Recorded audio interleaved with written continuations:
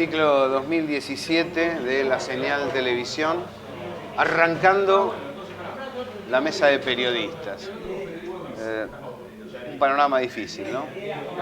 Vamos a tratar de ir a fondo, como lo hacemos habitualmente, en el tono, en el bar, con el cual lo hacemos todos los años. Están haciendo una nueva mesa de periodistas. Lautaro Fernández Selén, ¿cómo estás?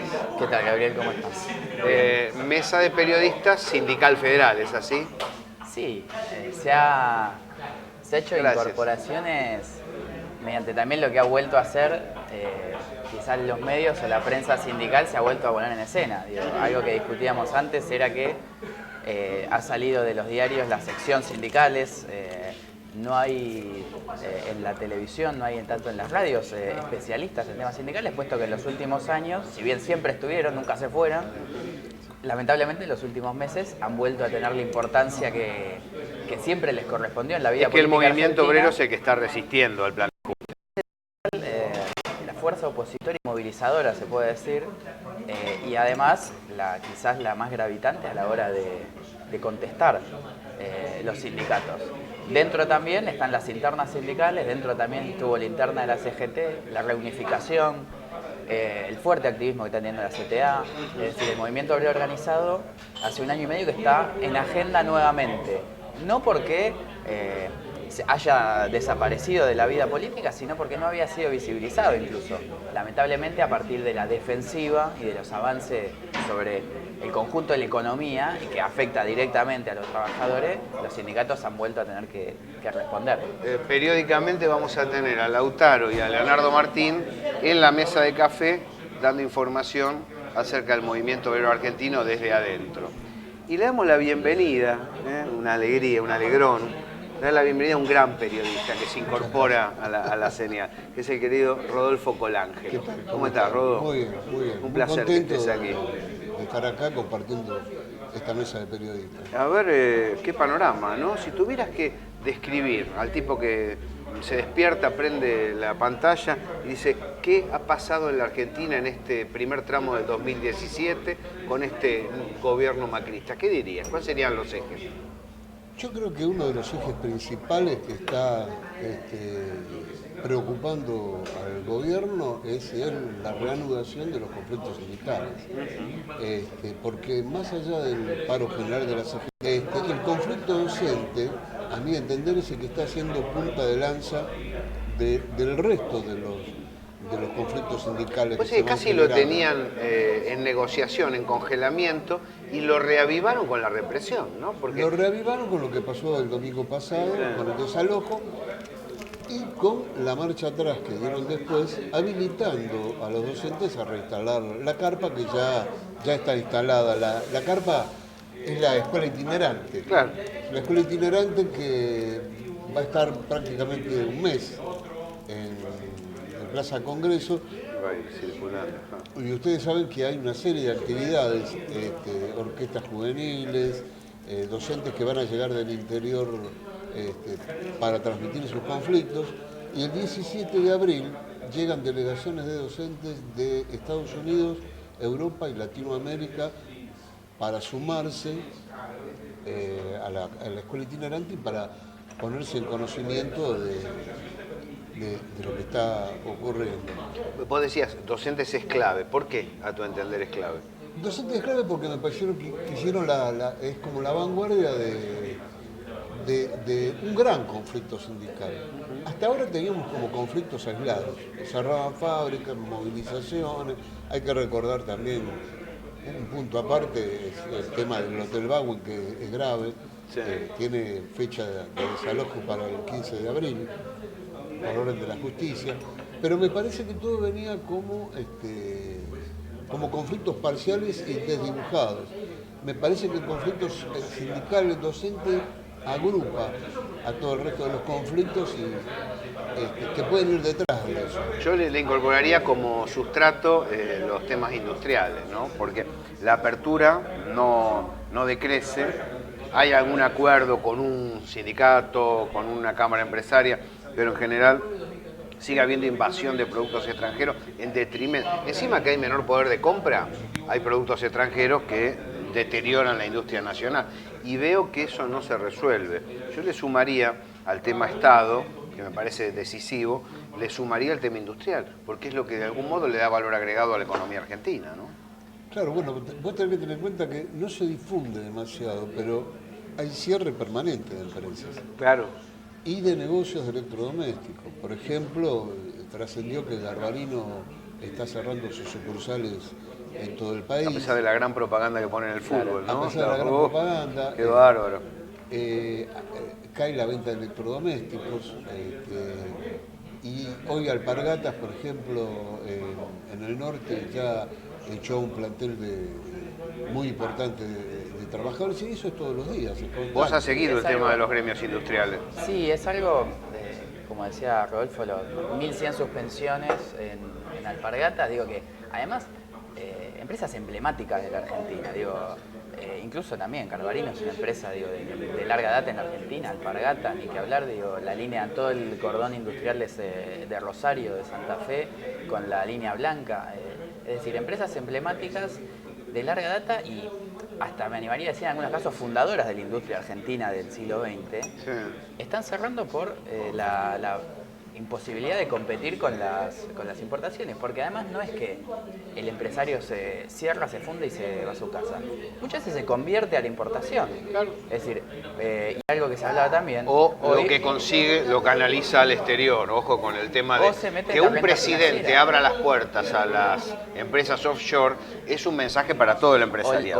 O el mensaje que envía al aumentar las tasas de interés. Entonces que uno, claro, no va a poner, si tiene unos pesos, no los va a poner en producir en una fábrica, porque hoy va a vender menos, no va a poder competir, sino que o importa productos manufacturados o los ponen en la bolsa, en la especulación financiera. Esto lleva a que además se empieza a discutir desde el movimiento obrero no solo cómo responder, sino que ya directamente, como fue el último paro general de la CGT, es un paro contra el modelo económico. No es simplemente un paro, no despidan a estos 10 tipos de la planta.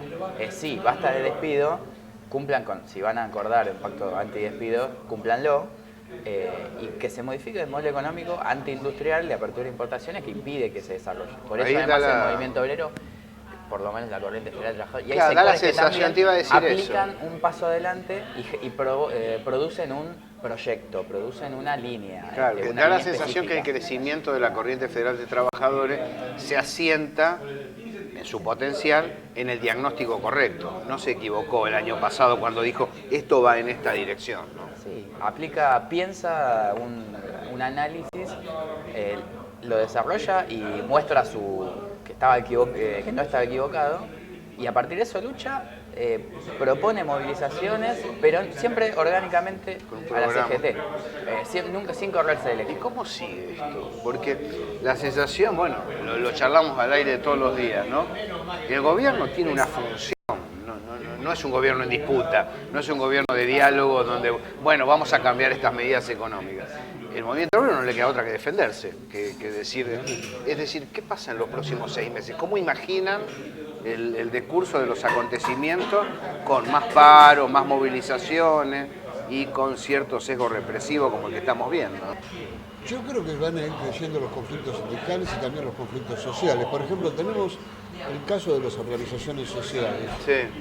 Ellos habían arreglado con el gobierno, con el Ministerio de Desarrollo Social, la ley de emergencia social. La ley que se aprobó el año pasado, en diciembre, sí, ya fue aprobada por la Cámara de Senadores y por la Cámara de Diputados y se reglamentó. Sí, está reglamentada, tal cual.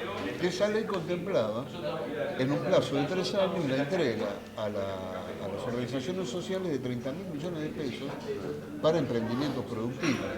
Y eso no se pone en marcha. Entonces, han tenido muchísimas reuniones con la ministra de Desarrollo Social, Carolina Stagner, donde se ha ido avanzando, pero la implementación no sale. Y esto obliga a las organizaciones sociales a seguir movilizándose. Entonces, en la medida en que... Y lo único que se les ocurre a los medios concentrados es decir, hablemos de la represión, hablemos de si se puede sacar a los piquetes de las calles, de si se puede evitar una movilización. Creo que con eso ostensiblemente no se resuelve el problema. Claro, y además se va agravando. se invierte mucho dinero en la represión. O sea, desde el caso de compra de armas de Estados Unidos hasta el caso de aerosoles para las piquetes. Es decir, se pone foco, se corre el foco desde, bueno, está mal cortar la calle porque impide el tránsito. Y no se piensa, bueno, en el modelo económico, no simplemente como algo, para no desviar la discusión, no es todo es culpa del modelo económico como algo etéreo, porque si no es muy simple, sí, es culpa del capitalismo global. Sí. No, son problemas concretos que se aplican en el día a día y lo sufren los municipios, lo sufren la provincia, lo sufre cada fábrica y obviamente cada trabajador. También entra en discusión desde el sindicalismo argentino y hacia la política, cómo se representa políticamente el conflicto social y el conflicto sindical que se generó. Porque hoy por hoy la danza de candidatos obviamente tiene a Cristina Fernández de Kirchner en el centro, pero rodeada por gente que fue cercana, que no lo es tanto, que busca otras alianzas, pero no hay representación estricta o que pueda aflorar de los conflictos. En realidad se ve eso, ese contraste se ve. Vos tenés, el movimiento obrero está marchando unido, ¿no? Tiene sus diferencias internas, pero concreta. Por primera vez en muchos años. Tanto la marcha federal como el acto de CGT mostraron a todo el movimiento. No parece canalizarse eso políticamente. Da la sensación que las elecciones, ¿no?, de octubre son un horizonte en el cual marchamos desacompasados, divididos. Y pienso, la táctica del macrismo está galvanizando su discurso, está gorileando, ¿no? Habla de choripán, habla de los K y habla de represión y reprime en algunos casos. Está galvanizando su fuerza, ese 25% a 30%, porque quiere llegar con ese volumen a las elecciones. Claro. Solamente le sirve si el campo nacional popular va dividido, porque ahí vos podés decir el día después en octubre, y todo el mundo tiene un 30%, ¿no? El kirchnerismo, el peronismo tradicional, el macrismo.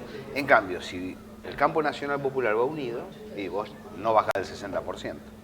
Claro, pero la táctica es esa. Me parece que la táctica es polarizar con el kirchnerismo, sobre todo en la provincia de Buenos Aires.